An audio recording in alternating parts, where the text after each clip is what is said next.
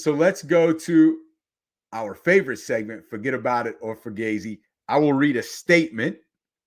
And if we agree with it, we think it's a hot take, we're going to say forget about it. If we disagree with it, we think it's not a good take, we're going to say Fugazi. All right. You ready? I'm going to go through these four real quick. Are you ready?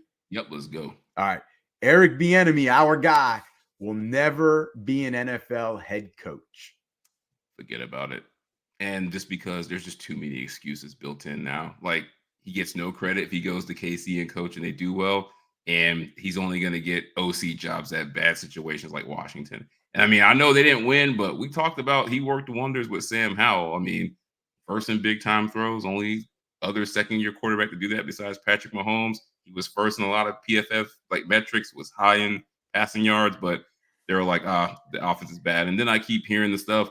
He gives bad interviews. They keep bringing up, his legal troubles in college, even though we got guys that coach their entire length of their head coaching contract and had way worse allegations from college than him, Matt Patricia, and still coaching in the league.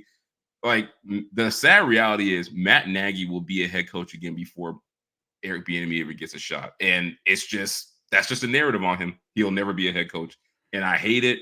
And that's just the way the league is moving. Like, there's not really going to be black OCs. There's not that movement because all the black OCs that were coaching, they get let go after 1 year. So I'm not seeing it. Yeah, unfortunately, I think it's forget about it as well. I mean, if it hasn't happened by now, I just don't know how it happens, especially now he just got fired as OC of Washington. So it's like, I don't even know if there's a spot open for offensive coordinators, like, does he have to go back to running backs coach to build back up? Like, that don't seem right. He should just go to college, go to college, coach.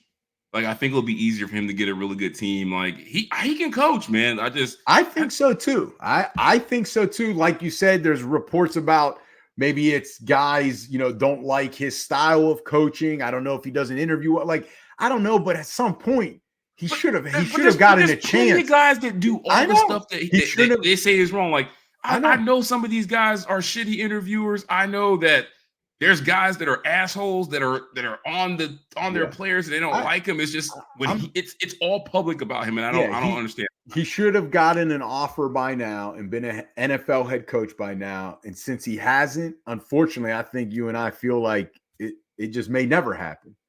So he better than Cliff Kingsbury. I said it. Yeah, I would agree. I mean, you look at what he's done in the NFL alone. He's better than Cliff Kingsbury. All right, next one. The World Cup in New York City. Well, really, the finals in New York City. The World Cup is all over the U.S., Canada, and Mexico in 2026. But the World Cup final in New York City will be great for U.S. soccer's image worldwide. Fugazi. I just think it's New York. Like, nobody wants to be there. Like, it's in Jersey. It's at the Meadowlands, right? They're like, it's.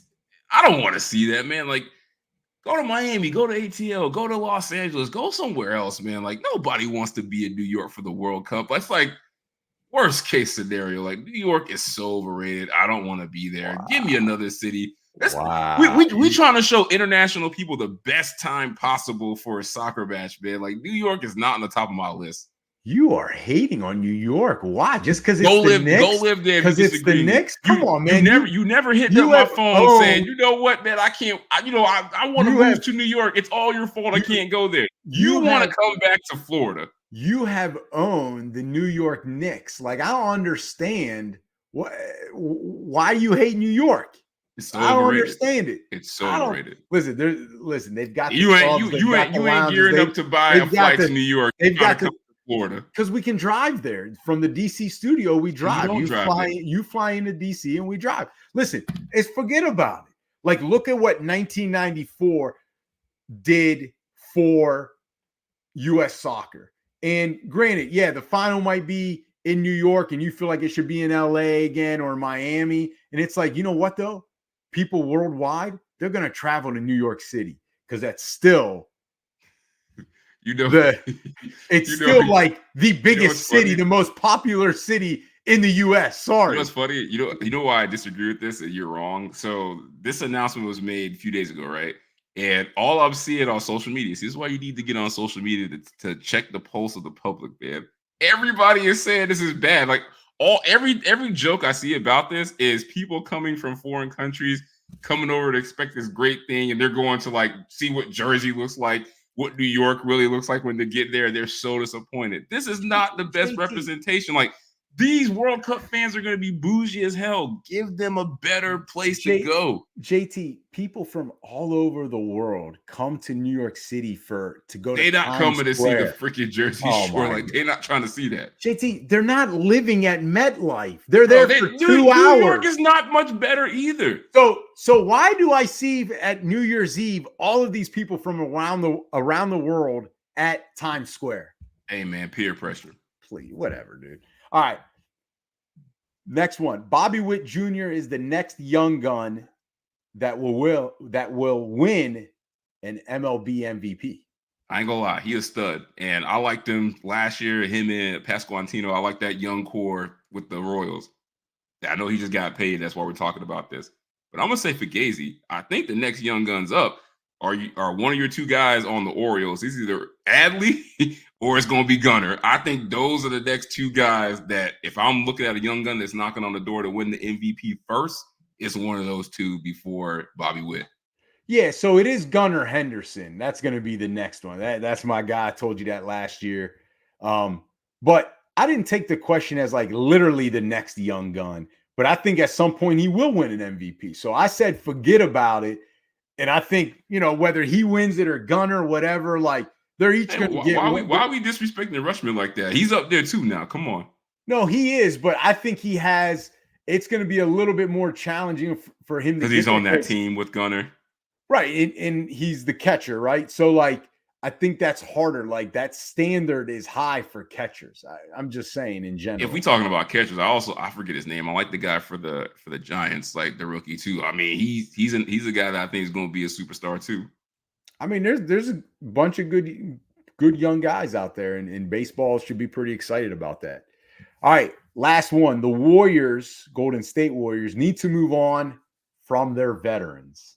Fugazi, for what? They blew the youth movement. All them guys either gone or their confidence is so shot from not getting playing time is not worth it. Like Kuminga ain't gonna be what he was. Wiseman, they didn't get him enough playing time.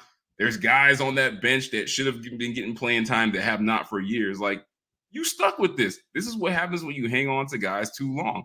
Draymond, Klay, and Steph gonna play as long as they're able to. Like you can't move on from it. For what? Like there's no replacement plan for them. You had it and you didn't stick to it. I'm going to say forget about it with the exception of Steph. Yeah. Like you can move on from Dre and Klay.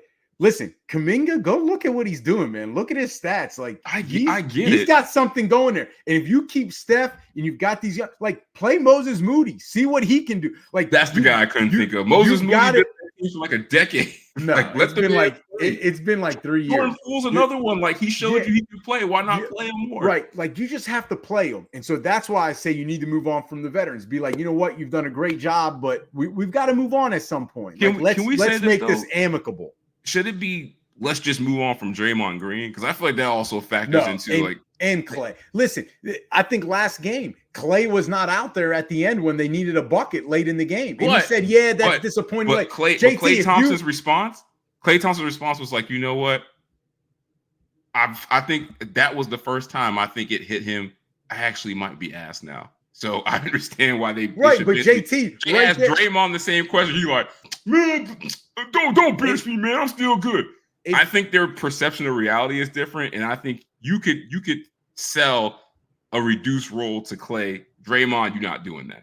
But it goes back to what you're saying, though. Even if you give Klay a reduced role, he's taking away from the youth movement. He's taking minutes away from a younger guy. That 25 minutes a night, Klay Thompson is not taken away from the youth movement. If you can't trust him at the end of a game anymore, what's the point of having him?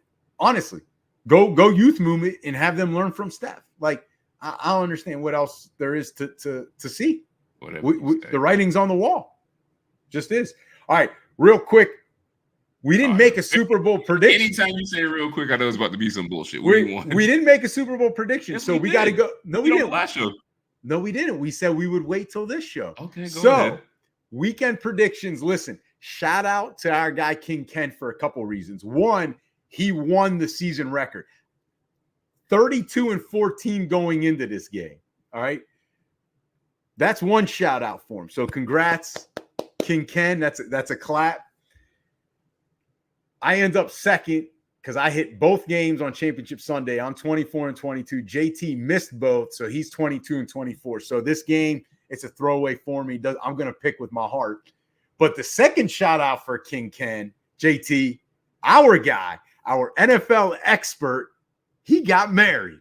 Hey, so congrats. There we go. Congrats to our guy, King Ken. Them both lovely people. Lovely people. Yes, we met them. Well, not met them, but we met his wife, during the Final Four. So that was a great time. Out, got some barbecue. But so right now he's on his honeymoon. So I didn't want to bother him. All right. I didn't want to bother him for his prediction because at this point he's the champ. He's the champ. He can tell me who he picked later. I'm sure it's the right one. But we got to make our predictions.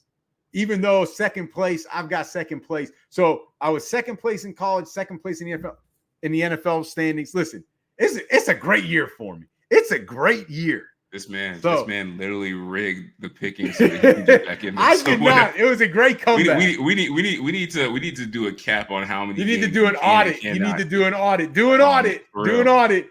Do an audit. Man.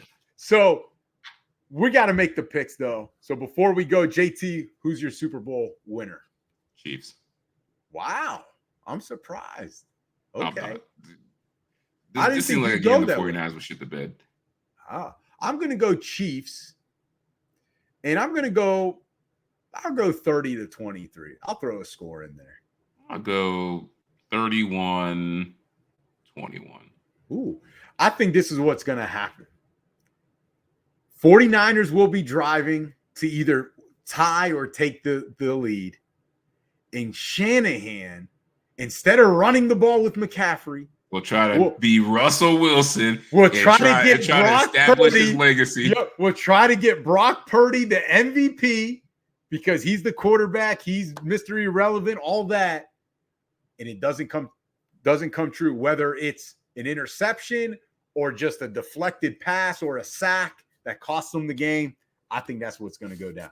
So, JT, that was a great episode. Always exciting Super Bowl week. We should be in Media Row.